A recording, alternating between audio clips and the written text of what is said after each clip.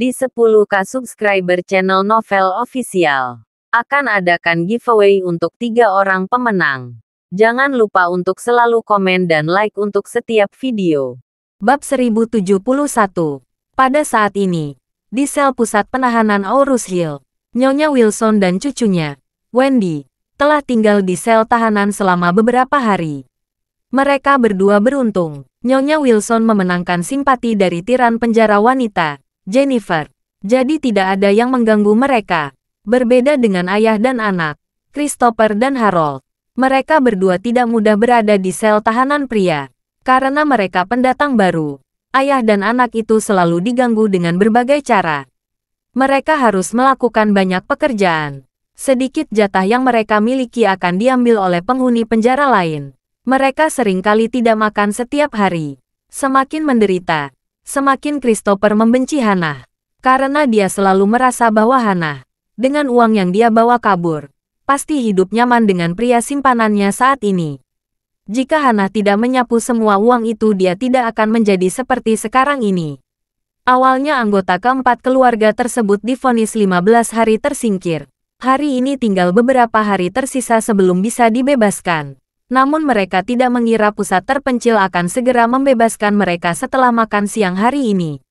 Setelah wanita tua Wilson mengetahui bahwa dia telah dibebaskan, dia panik. Dia berdiam diri di sel dan tidak ingin pergi.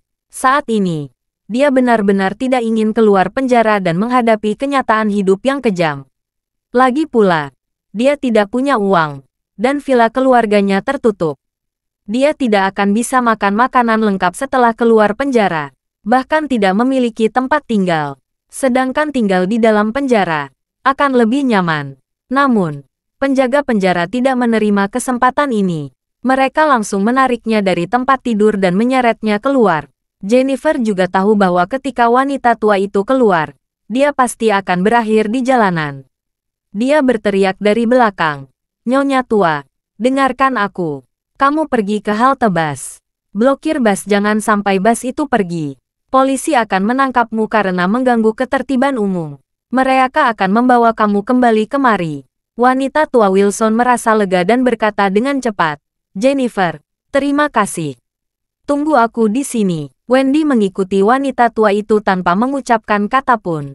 Dia tidak tahu harus berbuat apa saat ini. Bagaimanapun, dia adalah seorang gadis muda, dan dia masih memiliki sedikit kecantikan. Dia benar-benar tidak ingin tinggal di pusat terpencil. Tetapi setelah keluar, bagaimana mencari nafkah? Ini menjadi pertanyaan yang sangat serius. Dia telah mempertimbangkan apakah dia harus melamar kerja di bar karaoke untuk menjadi pemandu lagu. Jika dia bertemu tamu kaya, dia bisa membuka kamar pribadi bersamanya sesekali. Bagaimanapun, dia telah mengalami itu semua. Setelah dia bersama Kenneth, reputasinya sudah buruk di Aurus Hill. Jika demikian, mengapa harus peduli? Jadi, dia memutuskan bahwa jika neneknya ingin masuk penjara lagi, dia akan pergi sendirian di luar. Penjaga penjara pusat terpencil membawa mereka berdua keluar dari sel. Mereka dibawa ke ruang kebebasan. Begitu mereka masuk, mereka melihat seorang pria berpakaian mewah berdiri di luar ruangan. Beberapa penjaga penjara di sekitarnya dengan hormat. Pria itu melihat wanita tua dan cucunya masuk, dan bertanya dengan ringan, "Apakah kalian keluarga Wilson?" Wanita tua Wilson mengangguk. Dia telah berpengalaman sepanjang hidupnya, dan dia dapat melihat sekilas bahwa pria ini tampaknya memiliki latar belakang yang bagus. Jadi dia bertanya, "Tuan, apakah Anda mencari kami?" Pria itu mengangguk dan berkata, "Aku menyelamatkanmu, anakmu, dan cucumu. Aku memaafkan kalian. Aku akan membawa kalian berdua sekarang." Bab 1072. Ketika Wendy mendengarnya, dia bertanya dengan penuh semangat, "Tuan ini, apakah ayah dan saudara laki-laki saya benar-benar dibebaskan juga? Di mana mereka sekarang?" Pria itu berkata dengan acuh tak acuh, "Orang-orangku sudah mengaturnya. Kalian berdua ikut saja denganku." Nyonya Wilson tidak terlalu membolehkan. Lagi pula, dia sudah kondisi berkurang ini. Dia yakin tidak akan ada orang yang secara khusus datang untuk menyakitinya. Terlebih lagi, kali ini mereka menyelamatkannya. Oleh karena itu, dia akan mengikutinya untuk melihat. Siapa yang tahu ada peluang baru. Jadi keduanya menjalani formalitas, mengambil pakaian dan barang-barang mereka. Setelah berganti pakaian, mereka mengikuti pria itu keluar dari pusat terpencil. Di luar gerbang pusat terpencil, 2 Rolls-Royce Phantom telah menunggu lama. Pria itu menoleh ke nenek dan cucu itu dan berkata, "Kalian berdua, naik mobil di belakangmu." Melihat kedua Rolls-Royce Phantom, Nyonya Wilson cukup bersemangat. Tidak ada orang biasa yang mampu membeli Rolls-Royce. Ketika keluarga Wilson berada di puncaknya, mereka tidak mampu membeli Rolls-Royce. Bahkan jika mereka mampu mengakumulasikannya, mobil itu tidak akan dapat meningkatkan reputasi dan status keluarga Wilson. Jadi Nyonya Wilson berkata, "Terima kasih Pak, kalau begitu kami berdua akan duduk di mobil belakang." Setelah selesai berbicara, dia mengajak cucunya pergi ke mobil belakang. Yang ketiga masuk ke mobil satu demi satu, dan mobil kedua mulai melaju menuju pinggiran kota. 20 menit setelah mobil melaju, wanita tua Wilson berkata kepada Wendy dengan terkejut, "Sepertinya kita menuju bandara." Wendy juga mengangguk dan berkata, "Beberapa kilometer lagi kita akan masuk jalan tol bandara." Wanita tua Wilson tidak bisa menahan kerutan, dan berbisik, "Saya tidak tahu siapa pria di depannya. Mungkinkah mereka juga mengirim ayah dan kakakmu ke bandara?" Wendy tiba-tiba menjadi gelisah dan berkata, "Nenek, apakah Charlie yang mengatur semua ini? Mungkinkah dia ingin kita keluar dari Aurus Hill dan tidak pernah membiarkan kita kembali lagi?" "Tidak mungkin." Nyonya Wilson menggelengkan kepalanya. "Bagaimana bisa Charlie bersikap begitu sopan? Dia tidak akan menyelamatkan kita. Sebaliknya, dia akan membiarkan kita tinggal di dalam tahanan selama mungkin. Atau bahkan membuat kita tidak akan pernah keluar lagi." Wendy bertanya dengan heran. "Mungkinkah Kenneth Wilson? Mungkinkah dia masih memikirkan aku dan ingin membawa kita ke Eastcliff?" Wanita tua Wilson mengulurkan tangannya dan berkata, "Tidak mungkin. Jika kejantanannya masih bisa berfungsi, itu mungkin saja. Dia sudah impoten. Dia tidak akan memikirkan kamu. Jika dia benar-benar memikirkanmu, dia tidak akan pernah meninggalkanmu sejak awal." Wendy tidak bisa menahan rasa sedihnya. Pada awalnya dia merasa kecewa dengan orang tua dan neneknya yang memaksanya melayani Kenneth. Tetapi setelah dipikirnya kembali, Kenneth cukup baik untuk dirinya saat itu. Lagi pula, itu baru terjadi sekali. Dan Kenneth sudah berinvestasi puluhan juta untuk keluarga dan memberinya uang saku 5 juta. Memikirkan hal ini, Wendy tidak bisa menahan desahan. Jika Kenneth tidak kehilangan kemampuannya, dia masih mengikuti saat ini. Dia akan menikmati kehidupan mewah, tidak akan menjalani kehidupan yang begitu membosankan. Kedua Rolls-Royce itu melaju ke jalan tol bandara satu demi satu, dan ditarik ke bandara. Nyonya tua Wilson dan Wendy terkejut. Mereka benar-benar ke bandara. Apa yang terjadi? Bab 1073. Meskipun penuh dengan keraguan, Nyonya Wilson tahu benar bahwa tidak ada gunanya berpikir terlalu banyak saat ini. Karena dia sudah masuk ke mobil orang lain. Jadi lebih baik menunggu dan melihat apa yang akan dilakukan pihak lain. Selain itu, intuisinya mengatakan bahwa meskipun pihak lain terlihat misterius, mereka tidak akan menyakitinya. Karena dia sekarang miskin, dia tidak punya apa-apa lagi. Tidak akan ada orang yang bersusah payah menerimanya hanya untuk menyakitinya. Memikirkan hal ini, Nyonya Wilson merasa lega. Jadi dia hanya duduk dengan tenang di dalam mobil, menunggu apa yang diinginkan oleh pihak lain. Kedua Rolls-Royce langsung melaju ke bandara Aurus Hill. Di sebuah hanggar kecil, pesawat Gulfstream keluarga Webb telah diparkir di sini. Pesawat inilah yang membawa Hannah ke Sudbury tadi malam. Pagi ini pesawat lepas landas dari Sudbury menuju Aurus Hill lagi, siap menjemput keluarga Wilson. Melihat sebuah pesawat pribadi diparkir di depannya, Nyonya Wilson ternganga. Jika Rolls-Royce adalah mainan untuk orang kaya, maka jet pribadi adalah untuk orang super kaya. Karena pesawat Gulfstream seperti ini dijual setidaknya 200 hingga 300 juta yuan. Untuk membeli pesawat seperti itu, tidak cukup hanya menghabiskan 2 atau 300 juta. Mereka harus menyewa kru khusus, termasuk 2 pilot, beberapa mekanik, dan beberapa layanan personel. Biaya perawatan pesawat juga sangat tinggi. Parkir di hanggar, lepas landas, dan mendarat di bandara akan menghabiskan banyak uang. Membeli jet pribadi sama saja membeli alat untuk menghabiskan uang. Ketika wanita tua itu melihat jet pribadi ini, dia segera menyadari bahwa pasti ada keluarga yang sangat kuat di baliknya. Rolls-Royce berhenti tepat di sebelah pesawat, dan Nyonya Wilson berjalan bersama cucunya Wendy. Wendy juga sedang melihat jet pribadi, ketika sosok yang dikenalnya tiba-tiba berlari keluar dari pintu pesawat. Nenek, Wendy, begitu keduanya mendengar suara ini, mereka melihat ke atas dan melihat bahwa Harold yang keluar dari pesawat. Ketika Nyonya Wilson melihat cucunya, dia berkata dengan penuh semangat, "Harold, kenapa kamu di sini? Di mana ayahmu, Mama?" Begitu Nyonya Wilson selesai berbicara, putra sulungnya, Kenneth, juga turun dari pesawat. Wanita tua Wilson sangat bersemangat, tetapi melihat putra dan cucunya kehilangan banyak berat badan, dia merasa tertekan. Wanita tua Wilson tidak pernah peduli dengan hal-hal lain. Dia hanya peduli pada dirinya sendiri dan tidak peduli dengan hal lain. Tetapi setelah masuk penjara, dan melihat putra dan cucunya lagi, dia merasa bahwa keluarga lebih penting dari apapun. Dia melihat putra sulungnya yang memiliki banyak rambut putih. Dia melihat dia bertambah seolah-olah sudah beberapa tahun. Awalnya, kulitnya kemerahan dan tubuhnya gemuk. Sekarang kulitnya kusam dan tubuhnya lebih kurus. Benar-benar membuat wanita tua itu merasa sedikit tertekan. Sedangkan dirinya, selama hari-hari di penjara, tidak mengalami kesulitan. Dia justru bisa menyiksa Elaine selama beberapa hari, sehingga dia tidak terlihat kurus atau tua. Pada saat ini, Harold dan Christopher keduanya berlari ke wanita tua itu, dan wanita tua Wilson memeluk putra dan cucunya dan menangis sedih. Bab 1074. Dia menangis dan berkata, "Anakku, cucuku, kalian berdua menderita." Harold sedih seperti anak kecil, menyeka air matanya dan mengamatinya. Lalu berkata, "Nenek, kehidupan di dalam tahanan sangat keras.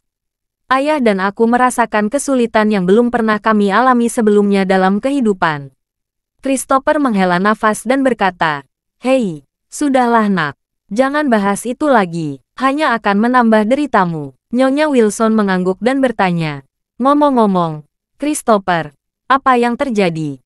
Siapa yang menjamin kita?" "Aku juga tidak tahu." Christopher menenangkan kepalanya dan berkata, "Aku dan Harold juga dibebaskan tiba-tiba. Lalu mereka membawa kami ke sini dan kami menunggu di sini. Kami juga tidak tahu siapa mereka." Pada saat ini, pria yang menjemput Nyonya Wilson dan Wendy dari pusat terpencil dengan cepat berjalan ke mereka berempat dan berkata, "Perkenalkan. Nama saya Damien Webb dari Sudbury. Kakak saya Donald Webb. Kalian pasti sudah mendengar namanya." Keluarga Webb. Keempat anggota keluarga Wilson tercengang. Bagaimana mungkin mereka tidak mengenal keluarga Webb? Keluarga Webb adalah keluarga nomor satu di selatan Sungai Yangtze yang jauh lebih kuat daripada keluarga Moore. Lelaki tua dari keluarga Webb sangat berkuasa. Legendanya menyebar ke seluruh wilayah selatan. Orang tua Wilson pada waktu itu menceritakan tentang orang tua dari keluarga Webb setiap hari. Dia menganggap orang tua dari keluarga Webb itu sebagai idola yang layak ditiru seumur hidupnya. Keluarga Wilson tidak pernah bermimpi mereka bisa memiliki hubungan dengan keluarga Webb. Dan kali ini keluarga Webb yang menyelamatkan mereka. Memikirkan hal ini, Nyonya Wilson tersanjung dan tersenyum pada Damien, dan bertanya, "Tuan Webb, bolehkah saya bertanya? Mengapa Anda membebaskan kami dan membawa kami ke sini?"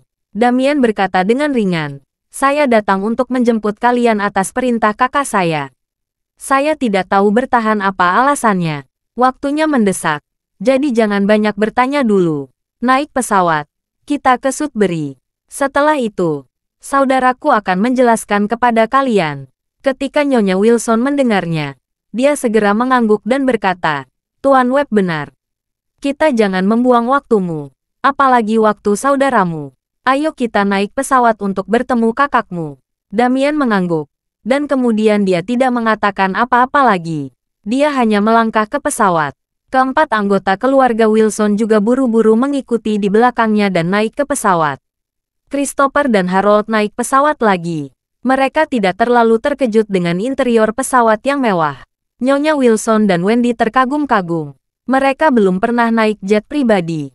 Biasanya mereka tidak ingin bepergian ke bangku pesawat kelas 1, apalagi naik pesawat pribadi. Oleh karena itu, Nyonya Wilson tampak seperti Nenek Liu yang memasuki Taman Grandview.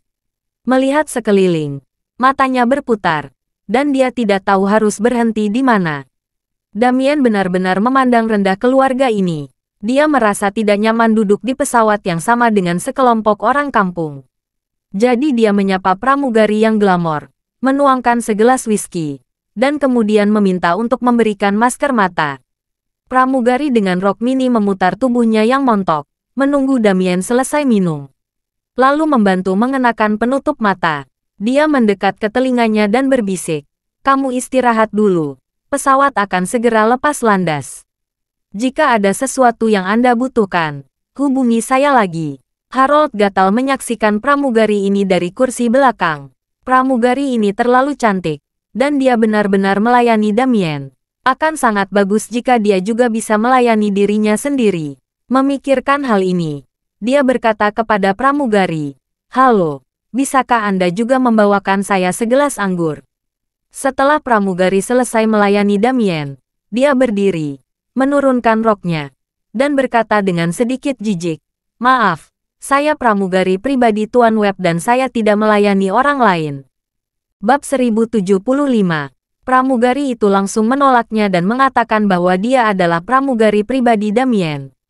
Mendengar ini Harold sangat malu dan merasa sedih di hatinya. Orang kaya benar-benar orang kaya. Tidak hanya memiliki jet pribadi, tetapi juga memiliki pramugari pribadi. Kapan dia bisa menjadi seperti ini? Pramugari mengabaikan mereka dan pergi ke kabin depan dengan melenggang-lenggokkan pinggangnya. Sementara Damien menutup matanya dan tidak repot-repot memperhatikan 4 anggota keluarga Wilson. Keluarga Wilson merasa bosan, namun di dalam hati, mereka menantikan situasi mereka setelah tiba di Sudbury. Meskipun mereka belum pernah mendengar nama Damien sebelumnya, mereka pernah mendengar nama Donald. Donald adalah putra tertua dari lelaki tua keluarga Webb dan pewaris keluarga Webb. Bisa dikatakan bahwa kemudi keluarga Webb ada di Donald. Mereka tidak tahu apa yang telah dan akan mereka lakukan di Sudbury. Sehingga pimpinan keluarga Webb menyambut mereka. Ini membuktikan bahwa keluarga Wilson akan kembali berjaya. Mereka berempat diam selama penerbangan. Mereka memiliki pikiran mereka masing-masing. Sudbury sangat dekat dengan Aurus Hill.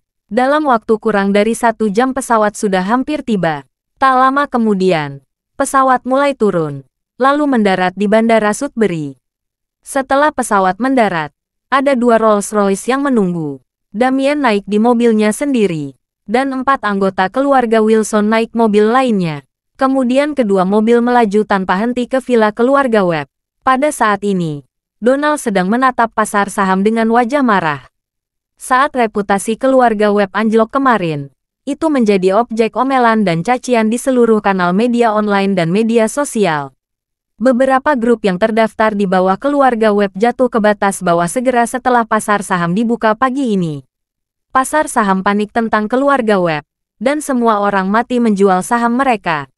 Donald bermaksud bahwa setelah pembukaan besok, batasnya akan tetap sama. Bahkan lusa akan turun melebihi batas bawah. Nilai pasar keluarga Webb pertama-tama harus turun setidaknya 50%. Jika bisa menemukan kesempatan untuk menghidupkan kembali reputasi keluarga Webb, maka harga saham masih memiliki peluang untuk naik. Jika tidak dapat menemukan kesempatan untuk menghidupkan kembali reputasi keluarga Webb, mungkin tidak akan pernah pulih. Jadi beban di pundaknya begitu berat sehingga hampir membuat sesak napas. Dan lelaki tua itu masih dalam keadaan koma, membuat Donald merasa tubuhnya sangat lemas. Menghitung keluarga papan atas di negara ini, kebanyakan dari mereka didirikan oleh generasi yang lebih tua. Baik keluarga Webb maupun keluarga Moore adalah bisnis keluarga yang kuat yang dibangun dengan susah payah oleh lelaki tua itu ketika dia masih muda. Dan keluarga seperti itu sering mengalami situasi yang membeku. Biasanya, generasi berikutnya tidak sebaik generasi sebelumnya. Ketika lelaki tua dari keluarga Webb masih muda, dia benar-benar menjadi pahlawan satu generasi. Donald tidak berani mengatakan bahwa dia menduduki peringkat pertama di seluruh negeri. Tetapi bicara wilayah selatan, ayahnya jelas orang yang luar biasa. Tetapi ketika giliran Donald datang, kemampuannya jauh lebih buruk daripada ayahnya. Jika Donald memulai dari awal, bahkan jika dia menggunakan seluruh kekuatan, dia tidak akan bisa mencapai 1/10 prestasi ayahnya. Donald sudah seperti ini. Anak bahkan lebih buruk darinya. Ambil Qian sebagai contoh. Bajingan kecil ini tidak bisa berbuat apa-apa kecuali gonta-ganti pasangan dan menghamburkan uang. Keluarga membesarkannya selama lebih dari 20 tahun. Qian belum bisa berkontribusi untuk keluarganya. Sialnya, dia menjadi binatang yang memelihara kotoran setiap jam. Dan Sean, bahkan jika dia sedikit lebih kuat dari adiknya Qian, kekuatannya terbatas. Terima kasih sudah mendengarkan cerita novel Pesona Pujaan Hati. Sampai jumpa di novel selanjutnya.